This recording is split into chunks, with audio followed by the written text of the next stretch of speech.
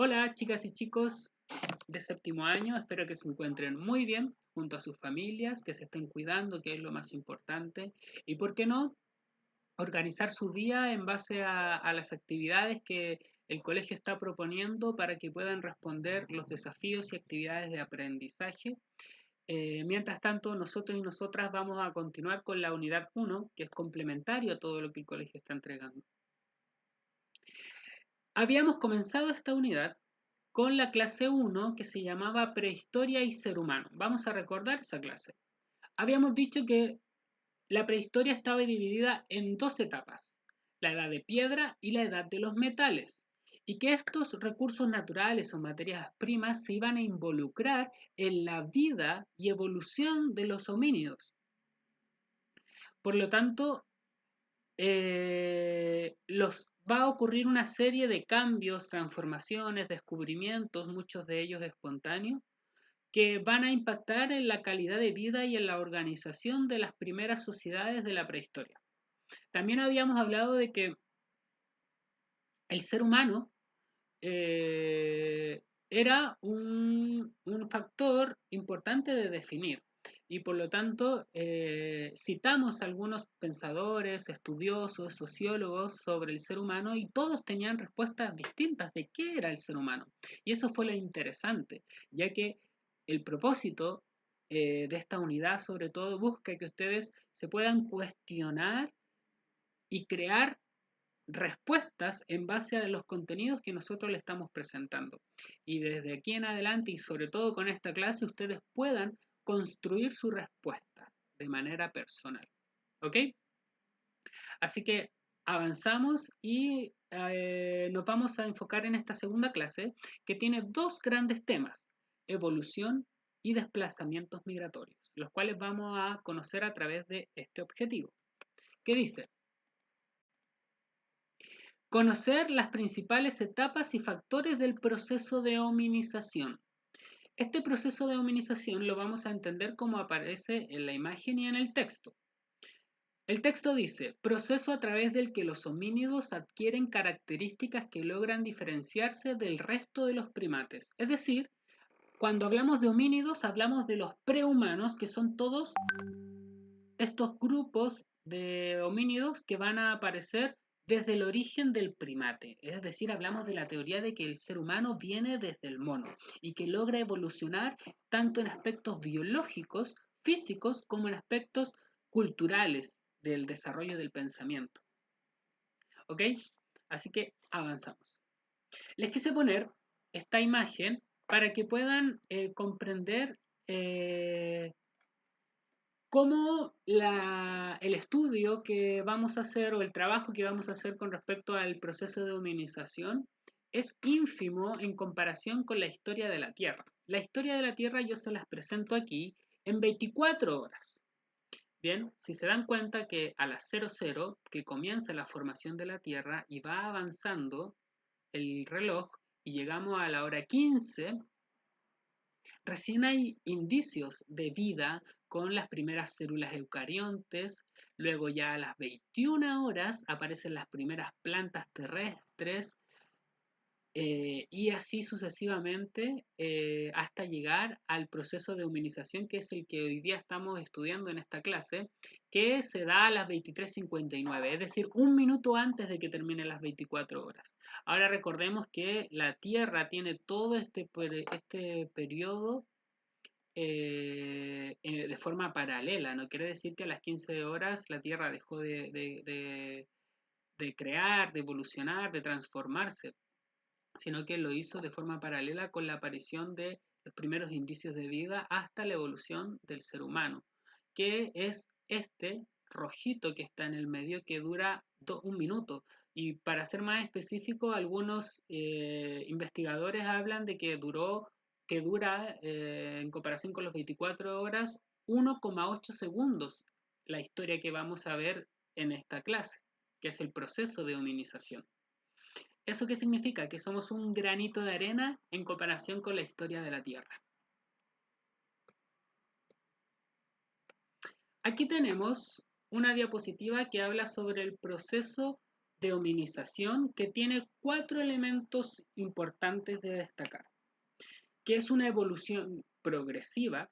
¿Qué significa eso? Que según la biología, la vida tiene una tendencia innata a evolucionar, ¿bien?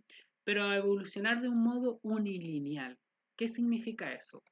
Que la unión de todas las familias que se van a crear de homínidos, todas tienen un mismo desarrollo, pero hay algunas que van a lograr evolucionar y otras no. ¿De qué va a depender eso?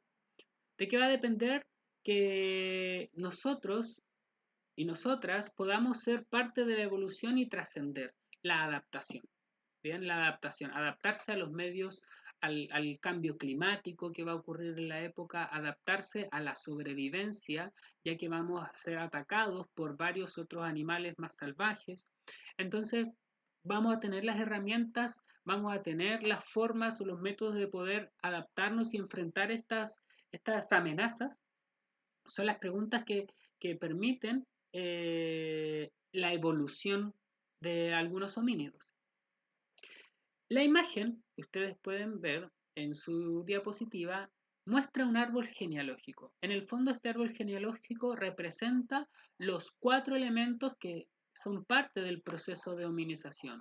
Primero, una evolución progresiva, ¿cierto? Que de manera biológica todos tienen un mismo centro, pero todos evolucionan de forma distinta y se crean estas familias de homínidos que tenemos en la base los Ardipithecus, los Australopithecus, tenemos los Parantogroups y los Homogroups. Bien, nosotros estamos aquí, estamos en la cima del árbol genealógico. ¿Okay? Ahora es importante cuando dice que no es lineal, no es una línea de tiempo el proceso de hominización, es una evolución progresiva como lo muestra el árbol, ¿ok? En donde nosotros pudimos, en este caso nosotros pudimos haber compartido, convivido con Australopithecus. En algún momento, en alguna circunstancia se podrían haber encontrado, ¿cierto? Pero quizás no se debieron, no se pudieron entender, producto de que algunos estaban más adaptados y más evolucionados que otros. Y ejemplo de ello lo vamos a ver en el proceso de migración, cuando sí se logran encontrar en algunas zonas, pero algunos sobreviven y otros no. Aquí me voy a desaparecer de la imagen para que puedan apreciar de mejor forma la ilustración que yo les puse. Para entender el proceso de hominización, nos tenemos que ir a la teoría de la evolución de la especie de Charles Darwin, ¿bien? Quien habla de que la especie evolucionó y hace estudios de la evolución de todas las especies animales, homínidas. Este investigador inglés, naturalista, él investiga sobre las ciencias naturales, es considerado el padre de la evolución.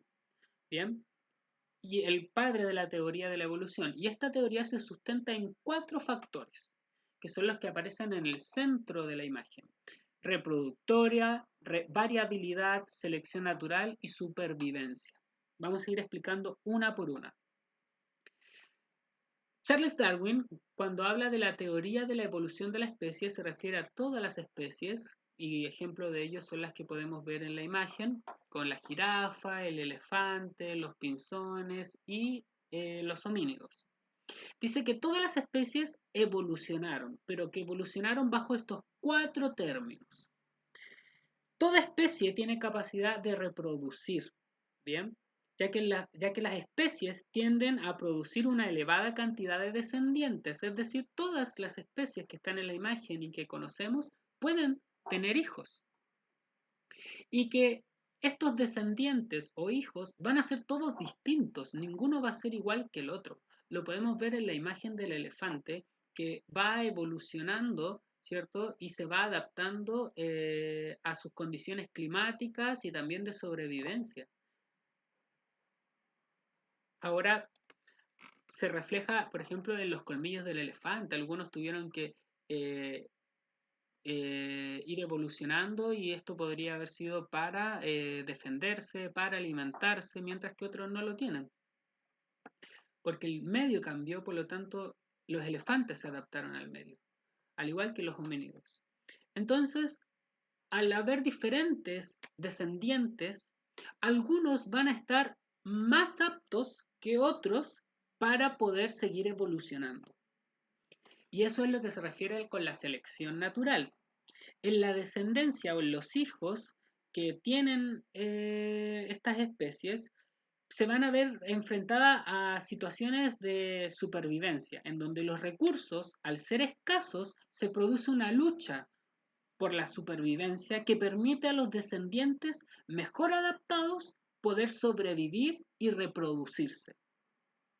Es decir, la teoría de la evolución de la especie lo que se busca hacer entender es que hay una supervivencia de los más aptos. Aquellos que son aptos biológica y culturalmente son seleccionados de manera natural para seguir evolucionando, que fue lo que ocurrió con el Homo sapiens, ¿cierto? A diferencia de Australopithecus, que no logró evolucionar, no se logró adaptar al medio y quedó y desapareció. Ahora, he aquí una línea de tiempo que busca principalmente ubicar a ustedes en el proceso que estamos estudiando, que es el proceso de humanización, que se da en la etapa del Paleolítico de la prehistoria. Hoy día le llamamos prehistoria, pero a medida que ha avanzado el tiempo y los estudios se han ido modernizando, algunos estudiosos le hablan o le llaman la paleohistoria. ¿Bien? ¿Qué vamos a hacer a continuación? Vamos a conocer los aspectos en que la evolución se dio tanto en lo biológico como en lo cultural. Perdón. En la evolución biológica vamos a tener cambios del bipedismo, la oposición del dedo pulgar y el crecimiento cerebral. Vamos a conocer una por una. Y en el aspecto cultural hay elaboración de herramientas, dominio del fuego, pensamientos y creencias. Y por último, el uso del lenguaje. ¿Qué vamos a hacer? Vamos a ir viendo una por una de manera relacionadas en imágenes que vamos a ir presentando en la diapositiva. Por ejemplo,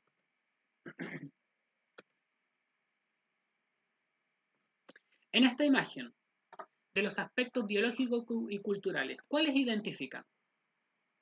Muy bien, el bipedismo. Cuando hablamos de bipedismo, hablamos de seres que se sostienen en dos extremidades, bien, son bípedas y logran movilizarse en dos extremidades, en este caso las inferiores, que son los pies.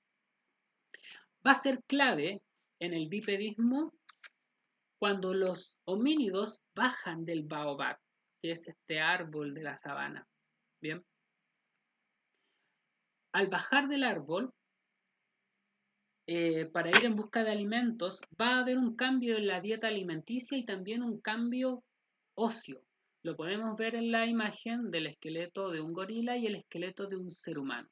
Si se dan cuenta, el bipedismo va a permitir que los homínidos ahora caminen erguidos, como lo vemos en la imagen, y ya no con una marcha cuadrúpeda que se le llama al esqueleto de un gorila que ocupa sus cuatro extremidades, manos y pies. Entonces, al mantener libre los brazos, puede manipular algunas herramientas, algunos artículos.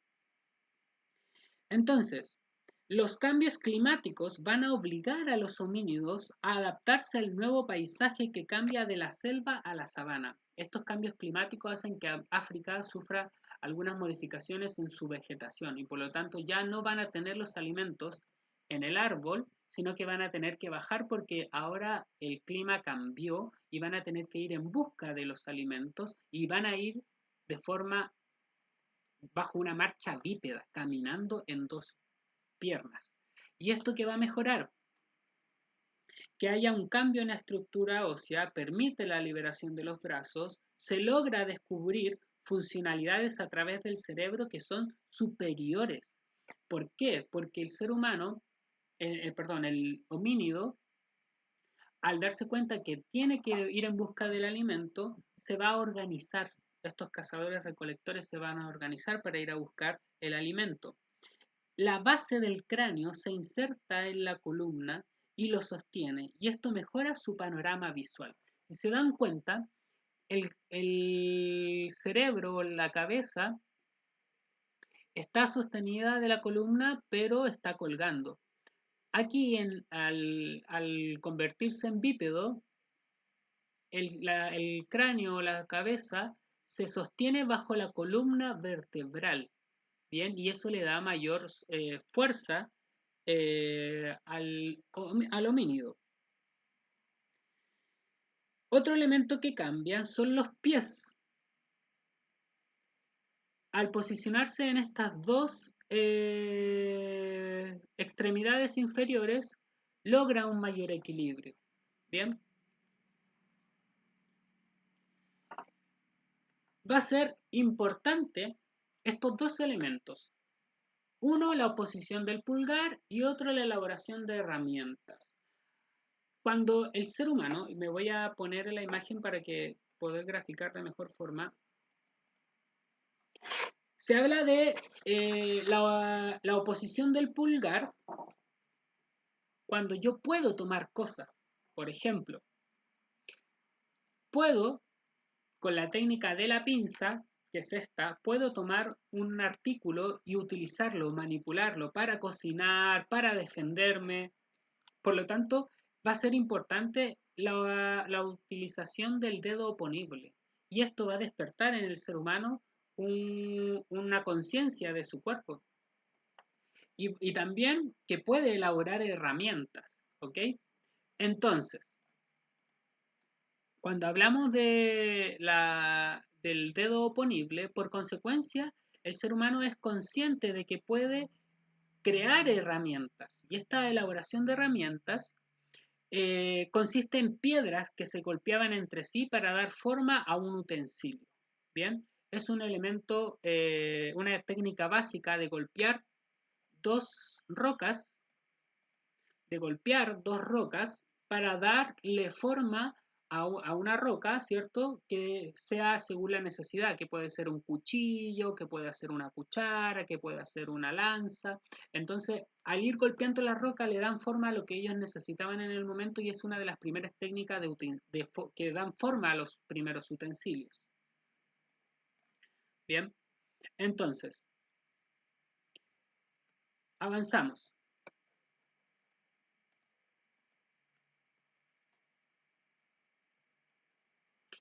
Aquí es un poco lo que hablábamos. Esta imagen demuestra que hay una evolución biológica y cultural y lo podemos ver reflejado en estos dos detalles. El círculo rojo menciona que hay una elaboración de herramientas, ¿bien? Y la oposición del dedo pulgar. Este círculo rojo, en este estamos primero hablando, porque después vamos a ver a qué se refiere el otro círculo rojo. Y lo podemos ver en ejemplo de los resultados que tuvo esta técnica de golpear las dos rocas, como lo muestra la imagen, ¿bien? Para crear herramientas mucho más elaboradas y sobre todo en la edad de los metales cuando utilizan el hierro, el cobre, la plata. Pero aquí los primeros homínidos van a utilizar la roca para crear sus primeros utensilios, ¿bien? De lo más fácil a lo más complejo. Entonces aquí también vemos la oposición del dedo pulgar, la elaboración de herramientas.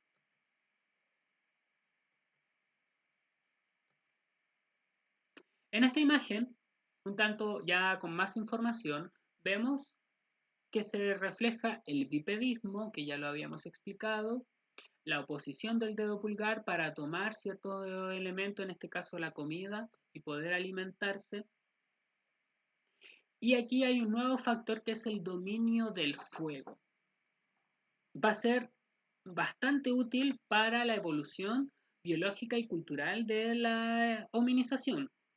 Es necesario recordar que los homínidos vivieron en zonas ecuatoriales y subtropicales, en donde el clima era más cálido. Va a ser la aparición del fuego un factor que abrió nuevas posibilidades para emigrar a zonas más cálidas. Bien, el fuego, además de ofrecer protección contra los depredadores, va a entregar abrigo, va a permitir cocinar. Bien, en consecuencia, aquí podemos ver cómo una banda al interior de la caverna está utilizando el fuego para cocinar y alimentarse. ¿Qué va a permitir alimentarse? Un crecimiento del cerebro. Bien, también al alimentarse con el fuego van a poder cocer el agua. Y al cocer el agua van a eliminar bacterias, lo cual va a permitir mayor probabilidades de vida.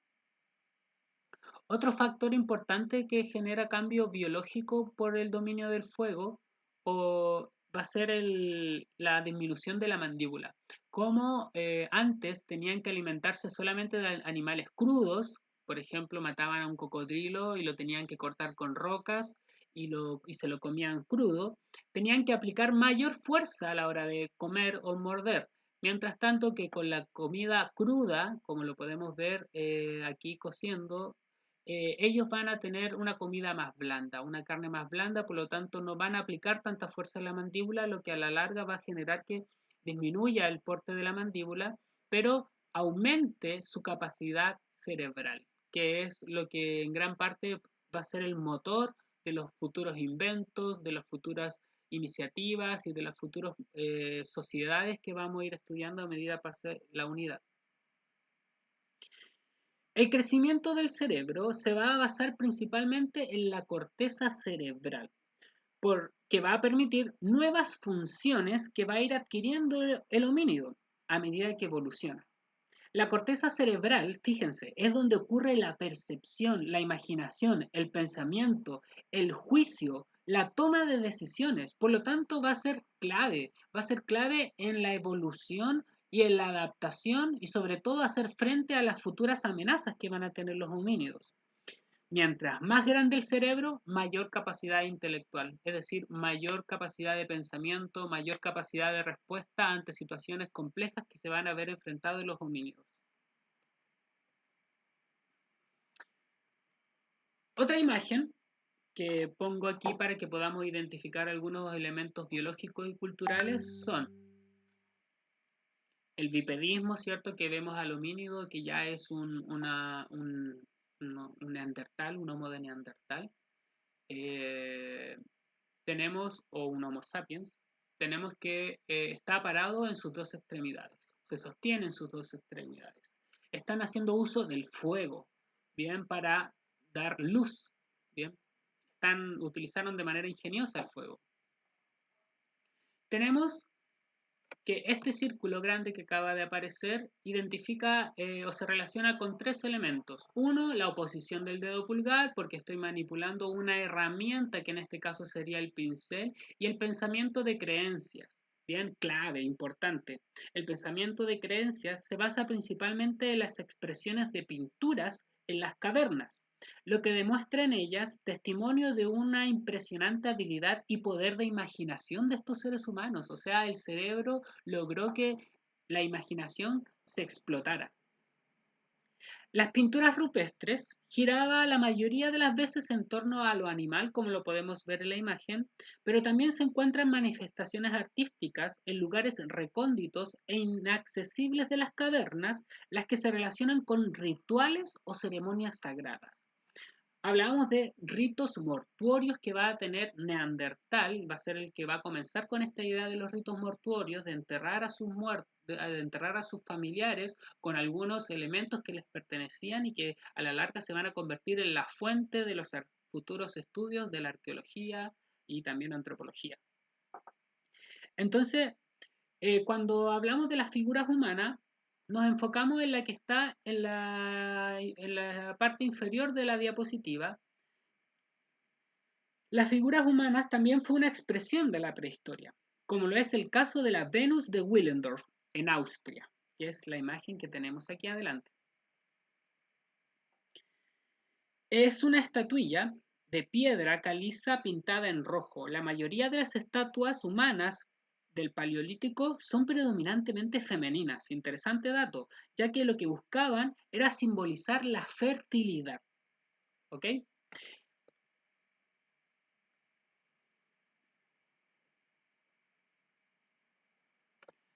Luego de que el ser humano evoluciona de manera biológica y cultural en los diferentes aspectos que vimos en las imágenes y fuimos analizando y relacionando, porque estaban todas muy relacionadas unas con otras, el ser humano da un salto importante, que va a ser el proceso de migración. Y se va a dar por etapas, ¿bien? Va a ser gradual, como lo dice en la diapositiva, y en algunos momentos va a ser rápido, sobre todo en los periodos interglaciares. Vamos a ir explicando de a poco. La migración del ser humano, más allá de su África natal, bien, recordemos que esto es África, y específicamente en Etiopía, que está por aquí, va a emigrar los homínidos a Europa y a Asia, en olas, en oleadas, de manera gradual. No va a ser todo rápido, va a ser lento. Este proceso, como decía, que va a ser lento, sobre todo en los periodos fríos, a pesar de ello y gracias al apoyo de las herramientas de ropa y fuego, estos primeros colonizadores de Asia y Europa fueron capaces de adaptarse a las nuevas condiciones climáticas. Estamos hablando de que la Tierra tuvo un periodo glacial, ¿bien? Y un periodo interglacial. Cuando nos referimos a los periodos glaciales, que son Gunz, Mindel, Ries y Wurm, nos referimos a bajas temperaturas. Hacía mucho frío. La Wurm fue la más larga, como lo podemos ver aquí. ¿Bien? Y los periodos interglaciares fueron estos periodos en que las temperaturas lograron subir y en estos periodos es cuando el ser humano logra expandirse, ya que las temperaturas eran más cálidas, y así adaptarse. Bien, en este proceso de migración, también los homínidos lograron convivir con otras especies o con otros homínidos. Bien, Australopithecus, Homo erectus, Homo habilis conviven con Neandertal, con Homo sapiens, pero no se logran entender como lo habíamos dicho en el árbol genealógico. Entonces, hablábamos de que se expande por Asia y Europa a medida que van avanzando las etapas interglaciares, que es el momento donde bajan las temperaturas, perdón, donde suben las temperaturas, es más cálido y así se logra expandir por Asia y Europa. También tenemos que hay teorías del poblamiento americano, que son la teoría de Bering, que es esta, vayan conmigo con el puntero, que es esta, que es la que vamos a ir explicando poco a poco, y tenemos la teoría oceánica, que es la que cruza el Océano Pacífico, y por último la teoría australiana, que es la que se realiza desde Austria a América del Sur. Vamos por parte. La primera teoría de Bering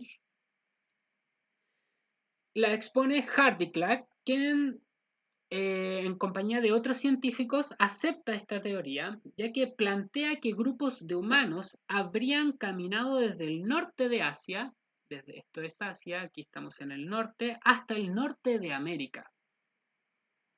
¿Cómo fue posible? Se cree que durante las glaciaciones de Würm, que era esta, ¿cierto? Durante la glaciación de Würm, donde bajaron las temperaturas, hay hielo, durante este periodo se dice que los seres humanos, los homínidos, lograron pasar por este sector. Si se dan cuenta, la imagen tiene muy seleccionado desde aquí a todo este espacio, está seleccionado con celeste, porque intenta representar la glaciación. Es decir, todo esto era frío y en ocasiones se congelaba el mar y por lo tanto pudieron pasar algunos homínidos desde el norte de Asia al norte de América y desde ahí poblar el continente. Y es el que se conoce, sí, muy bien como el estrecho de Bering o el puente de Bering. La segunda teoría oceánica la expone el etnólogo francés Paul Rivet. Postula que existieron diversas emigraciones desde varios puntos del planeta hacia América. Según Rivet, grupos de la Polinesia o Melanesia, como son esta parte,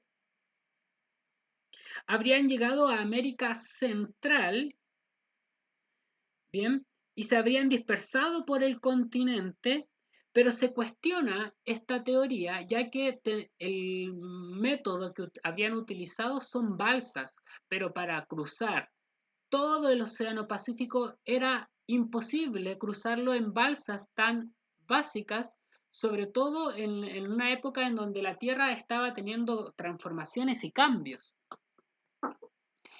Por lo tanto, es un poco cuestionada la teoría de Paul Rivet. Otra teoría es la australiana, la que postula Méndez Correa, quien es un antropólogo portugués, quien dice que la población que habita Australia, aquí abajo, construyó una serie de balsas que le permitieron colonizar islas y llegar a la Antártida. Y en una época donde el clima estuvo más cálido de lo habitual, llegaron al Cabo de Hornos y Tierra del Fuego, en Tierra del Fuego. Y desde ahí comenzar a expandirse por todo el continente. También es cuestionada esta teoría, producto de que las balsas no era un método sustentable para poder llegar a América del Sur, que era bastante el recorrido que tenían que hacer y no se iba a poder mantener una balsa según lo que ellos habían evolucionado. Por lo tanto, la teoría de Bering, del estrecho de Bering, es la que más sustento tiene y que es apoyada por varios estudiosos del tema. Ok, vuelvo a aparecer. Estamos terminando así esta segunda clase que habla sobre la evolución y los procesos migratorios de los primeros homínidos durante la época de la prehistoria. Y esta imagen que tienen en su diapo refleja un poco, es un resumen de lo que vimos durante la clase.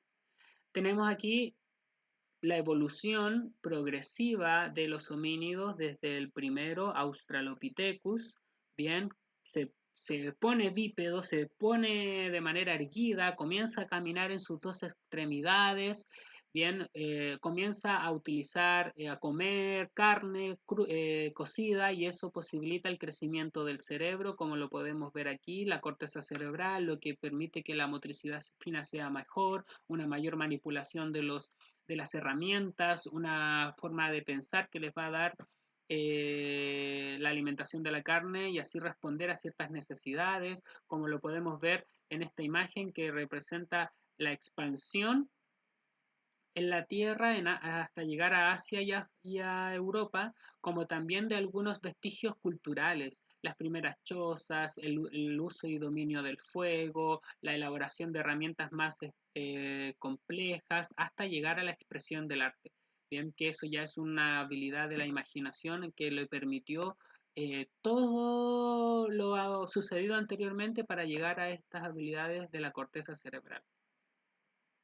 Bien, entonces, chicas y chicos, damos por finalizado así esta segunda clase que tiene por relación sobre la evolución y desplazamientos migratorios. Y me queda solamente decirles que se cuiden, que de alguna otra forma estamos buscando los métodos para llegar a cada una de ustedes y así poder continuar con este proceso de aprendizaje. Les dejo acá arribita eh, la página del colegio para que descarguen los desafíos y también descarguen las guías de aprendizaje y mi correo fperez@colegiolospensamientos.com y yo les voy a estar respondiendo de manera rápida todas sus consultas, explicando algo que no haya quedado claro. Bien, así que nos vemos en un próximo video con una clase que va a ser la número 3. Cuídense, nos vemos pronto, chao.